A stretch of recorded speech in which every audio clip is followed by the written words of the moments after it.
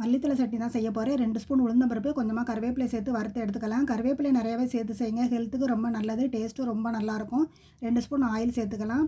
ஒரு பல்லாரி சேர்த்து நல்லா வதங்கின பிறகு மல்லித்தழை ஆட் பண்ணிக்கலாம். நீங்கள் பல்லாரிக்கு பதிலாக சின்ன வெங்காயம் கூட ஆட் பண்ணிக்கலாம்.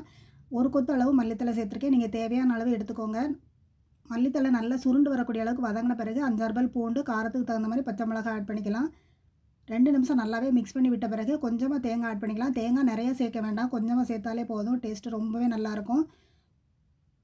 எல்லாம் நல்லா வதங்கின பிறகு ஆற விட்டு மிக்ஸி ஜாரில் அரைச்சி எடுத்துக்கலாம். சூப்பராக எல்லாமே நல்லா ஆறிடுச்சு. தேவையான அளவு உப்பு, சின்ன நெல்லிக்காய் சைஸ் புளி சேர்த்து நல்லா கரகரப்பாக அரைச்சி எடுத்துக்கலாம். ரொம்ப பேஸ்ட்டாக அரைக்க வேண்டாம், ரொம்ப கரகரப்பாக இருக்க மாதிரி அரைச்சா தான் டேஸ்ட்டு ரொம்பவே நல்லாயிருக்கும்.